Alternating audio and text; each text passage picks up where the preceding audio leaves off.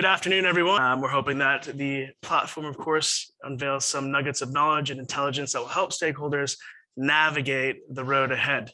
It's 2 minutes to midnight, and I'm joined here today with Thierry Leperc, who is the co-founder of DH2 Energy, president of Soladvent, and author of Hydrogen is the New Oil. Thierry, thanks for joining the show. It's a pleasure. I just wanted to start off, focusing more here on the MENA region, the Middle East.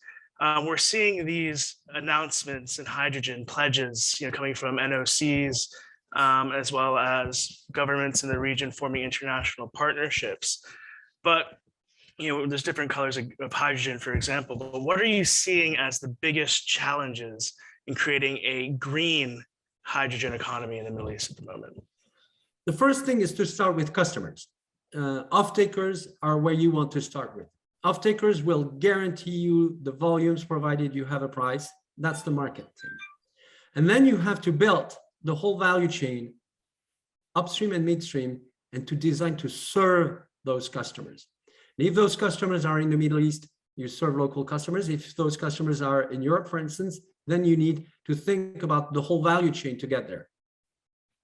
And you mentioned briefly, as of course, we've had conversations with our stakeholders here in developing hydrogen hubs, but you mentioned the midstream segment. Are you seeing progress made in that area, or is there still a lot of discussions to be had around on the right path forward? I'm going to give you an example of a project that we're working on in Europe. It's not completely public, but I can mention enough information. It's serving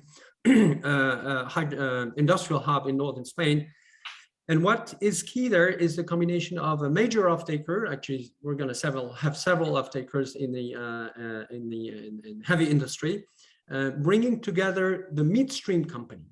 And midstream company is essential because it has to build the hundreds of kilometers that are connect the generation of hydrogen in central Spain to those industrials in northern Spain. And all these players, upstream, midstream, and downstream players, need to be around the same tent, need around the same project. So the key thing is to have consortiums, we call that consortiums, where you bring all these people together, because then you need to have all these things, chicken and egg situation that you need to solve at the same time. So that's a challenge, to have upstream, midstream, and downstream brought in together. And midstream is indeed very essential, as the Middle East will soon discover. Are you seeing any progress in terms of companies or organizations in the Middle East that might be able to tackle that midstream segment? What would be kind of the next step if I'm a NOC here, or if I'm a government in developing that space?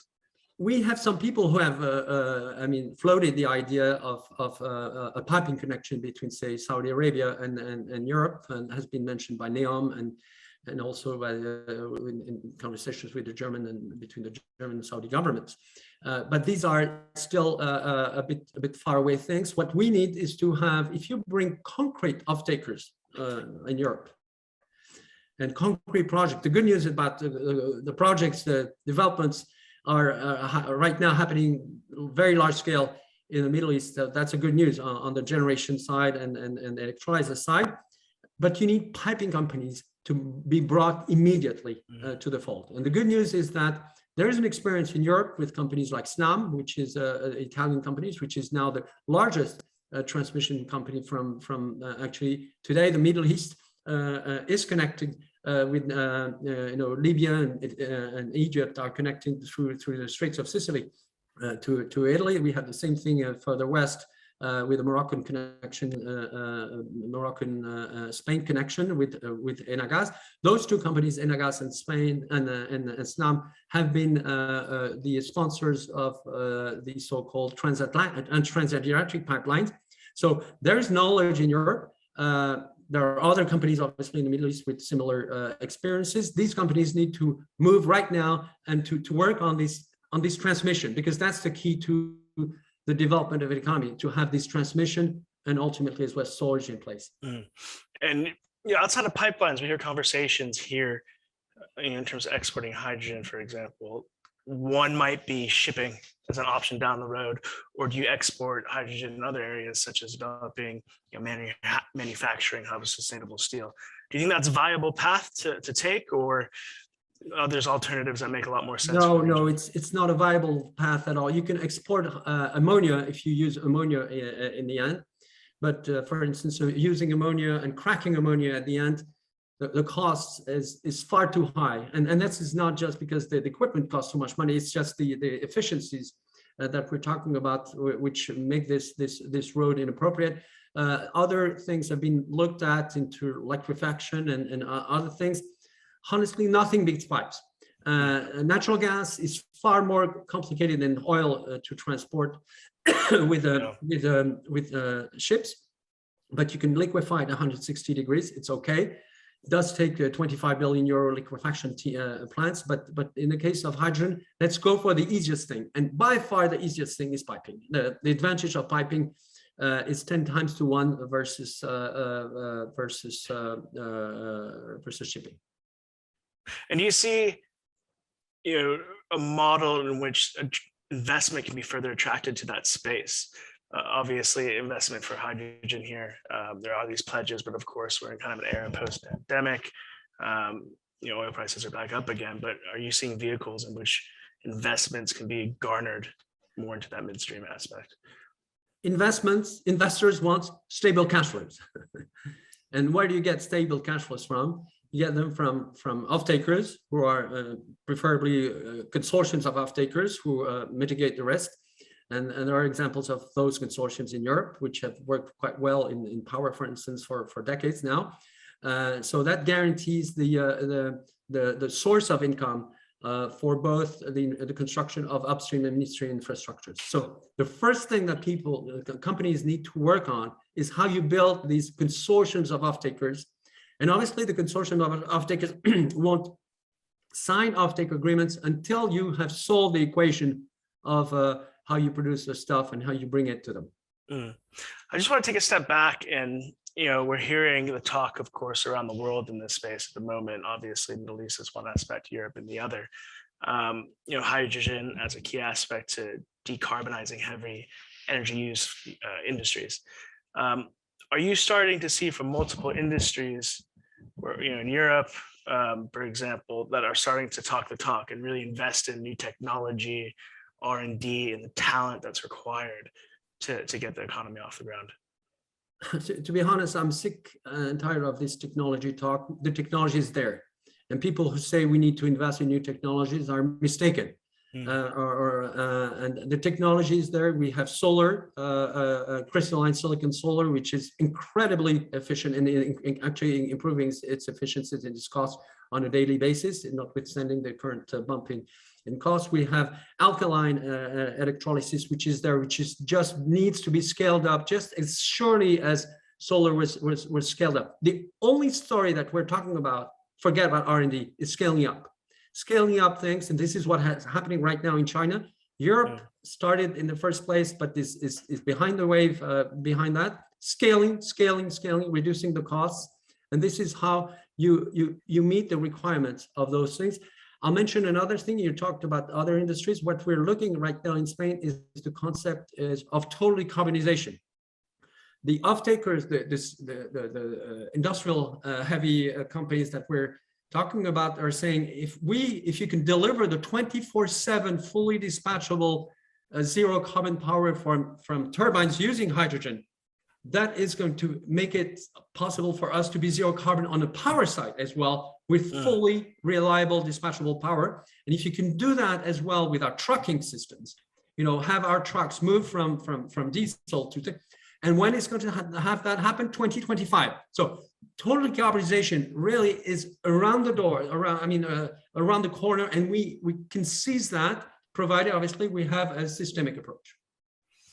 Just on the total decarbonization aspect, again, as we focus on kind of oil producing countries, what are your thoughts on elements outside of green hydrogen, blue hydrogen, gray hydrogen, for example? Do you think that's a necessary transition to get to green hydrogen, solely, or do you think it's just straight go for the renewable produced hydrogen aspect?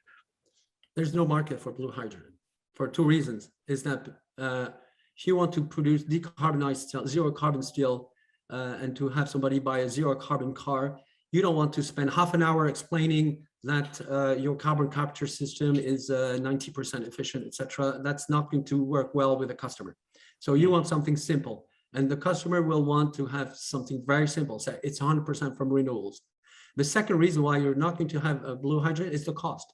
Today, with the cost of natural gas skyrocketing, the cost of SMRs not going down, the cost of CCS totally uncertain, the cost of blue hydrogen is far higher than whatever a customer will want to pay. So there is no market for the product. You know, it's not that I don't like colors, etc. In the end, who's going to buy this stuff? And if you come to the conclusion that nobody's going to buy this stuff, you want to change your choices. Why do you think that conclusion may not have been made at the moment for some areas? Well, for a very simple reason. Is that if you're producing natural gas, you want to keep selling natural gas. It's as simple as that. And if you're saying that, wow, all my natural gas infrastructures is stranded, and that is the case, for instance, for industrial gas companies in Europe. You know, you have some of those major companies which have you have billions and billions of assets which are located, which are entirely wedded to the fossil fuel business, which are going to be stranded. So you want to defend, prevent, to delay the inevitable, which is stranded assets. And I understand it, but in the end, it's what the market wants, and the market is king. So it's better just to rip off the Band-Aid and push forward in that path. Yeah, let's face reality. I mean, in business, trying to imagine things different than the market wants never gets you in the right place. So every single people in the value chain should think about, what does my customer want? What does my steel maker, what my ammonia producer, what my power producer or trucking company, what do they want? And in the end, listen to the customers. That's the most important thing to do. I just wanted to touch on, briefly mention the talent aspect earlier. Talent, creating new opportunities for employment, of course, with younger generations coming up. What are the opportunities that you see in the hydrogen space? I'm thinking of MENA, it's a big aspect of policy moving forward.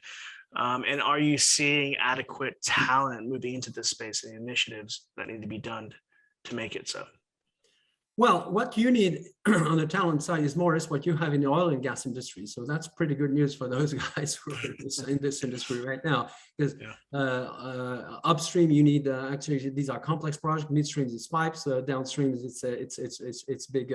So we can. I mean, that's a good message. By the way, it's also a good message, for instance, for people who are in the coal-fired business. Even workers, technicians in Europe. Who are right now, we are having people jumping of joy because we can convert their coal-fired plants into hydrogen-fired plants without trying to transform them into yoga teachers. So there's a very strong case of retraining people with their existing competences. Now, the other thing I'd like to say about competency is that this industry is different in its approach. It cannot be only, it will be cooperative. All these people need to work together. I mean, this idea that one big integrated major can have everything under its tent, like upstream, midstream, and downstream, and it cannot just, and the rest can die. No, you need each other. And the experience that we've had with our High Deal initiative, which brings together 30 companies across the value chain, big and small. Some of them are as big as 70 billion euros, and some of them are like 100 times smaller. Cooperation is the name of the game, and that's quite attractive for lots of people today to say that you're in a cooperative mode and that you're building the future for the planet by cooperating. Right. Yeah, we are seeing a lot of, especially now as things are rapidly moving forward, alliances being formed, cooperating, competitive cooperation. What are you seeing the biggest challenges, though? If I look here at the Middle East, there's some alliances, but there's still very much silos at the moment in terms of crossing over and engaging in knowledge exchange. We have to get the ball rolling. That's the thing. And this is why we're super excited with this High Deal platform transforming now into a company, where we're having all these cooperation people coming together and saying, yes, we can bring together and have the scale and that ball is rolling. And what we're seeing, for instance, with the regulators in the Spanish and European level that we're having at their highest level, it's fascinating. You come up with something concrete and they jump of joy. The unions, they jump of joy. Why? Because it's happening. Concrete, the key term there. Yeah. You need to take companies need to stand in the front, not just hide behind governments. So I have a message behind all these people who are talking about policy. Say, okay, let's do it ourselves as industry players. And then again, first and foremost, the off-takers, they can do it, and they bring together and they show the way together with upstream and midstream players, then suddenly things happen and finance will come as well. So it's really up to industry, not just to hide behind government, but to show the way and to say, yes, and we can have government in our thing. Government actually is just asking for it. So, but that requires some audacity from industrial players, especially on the off-take side. I just wanted to ask one last question as we wrap up. Your kind of view for the year ahead or the short term. We have COP26 coming up. We have supply shortages for energy in Europe and massive demand in China, for example. What are your thoughts on how this energy transition dialogue continues into COP, for example? We've had some comments that come out recently that we need to rethink the pace in which the energy transition is going. Maybe we need to slow down a little bit. Some are saying that that's false and it's a false narrative. What are your viewpoints on the current situations? Well, my viewpoints, you're going to find it radical, is that let's stop COPs. COPs are just a waste of time. They give the illusion that something is done and nothing is done. I was instrumental in working with the COP21 in Paris. When I see what has been done in the last 6 years, it's appalling. And so we don't need those conferences. The first thing would be to stop the conferences, because that gives the illusion of people that they're doing something and it's wrong. The second thing is that the energy transition should be, we think that today hydrogen is going to make it possible to go to total decarbonization. When? Now. So, and there's going to be a difference between those companies that serve those customers. I'll give you a very concrete example. If you're a steel maker, and by 2025, you cannot serve Volvo and Daimler-Benz, which want to build zero carbon vehicles, you're dead. It's as simple as that. You're out of business. And that is going to be the case for all those people in the chemical industries, in other industries, which do not serve zero carbon stuff to their customers. When? Now. So the question, and let's go the same with mobility. We're going to see a massive shift to hydrogen in trucking. I can tell you, we were discussing with some of the largest companies in this world.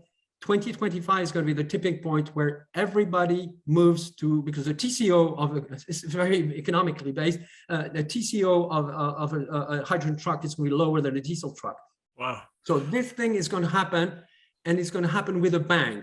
And those who are saying, "Let's take our time because we have, we have assets, we have this, we have that," watch out! They're going to wake up, and it's going to be horrible for them, but most importantly, it's going to be great for those who are anticipating and taking the lead. Well, thank you very much, Thierry, for your comments and your insights today. Of course, it's very valuable for all of our viewers and stakeholders. For those who are watching this interview, feel free to follow Thierry on LinkedIn, social media, as well as his company for current updates and, of course, the massive progress that's being made in the space. And of course, us at Gulf Intelligence, where we will be publishing the interview as a part of our Energy Transition Dialogues initiative. Thank you very much for your time, Thierry. I appreciate it. Thank you, Brian. Thank you. Thanks all.